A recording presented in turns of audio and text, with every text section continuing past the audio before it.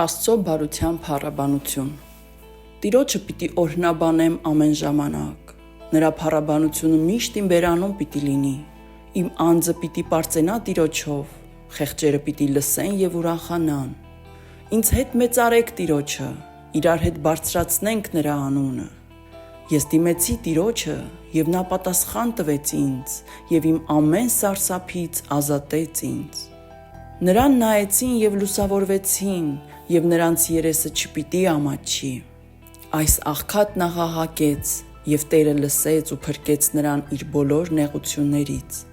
Տիրոջ հրեշտակը բանակ է դնում իրենից վախեցողների չորս կողմում եւ ազատում է նրանց։ Ճաշակեցեք եւ տեսեք, որ Տերը քաղցր է, երանելի է այն մարդը, որ ապավինել է նրան։ Վախեցեք Տիրոջից, ով նրա սրբեր, որովհետև նրանից վախեցողների համար ոչինչ չի պակասի։ Առյուծի կորյուները կարիքի մեջ են եւ սոված, բայց Տիրոջ դիմողները ոչ մի բարիքի պակասություն չունեն։ Եկեք, որդիներ, լսեցեք ինձ, ես Տիրոջ երկյուղը կսովորեցնեմ ձեզ։ Ով է այն մարդը, որ ուզում է կյանք ունենալ եւ լավ օրեր է ուզում բարություն տեսնելու համար։ Պահիր քո լեզուն չարությունից եւ քո շրթունքները, որ նենգություն չխոսեն։ Հեռացիր չարից եւ բարին գործիր, խաղաղություն փնտրիր եւ գնա նրա ետևից։ Տիրոջ աչքերն արդարների վրա են եւ նրա ականջները նրանց աղաղակի ձայնին։ Տիրոջ երեսը չարագործների դեմ է,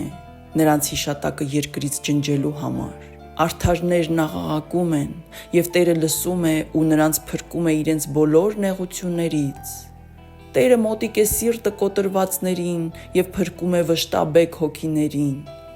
Արդարի նեղությունները շատ են, բայց Տերը այդ բոլորից ազատում է նրան։ Տերը պահում է նրա բոլոր ոսկորները, որ նրանցից ոչ մեկն էլ չկոտրվի։ Չարությունը կսպանի ամբարիշտին, եւ արդարին ատողները կդատապարտվեն։ Տերը փրկում է իր ծառաների անձը, եւ բոլոր նրան ապավինողները չեն դատապարտվի։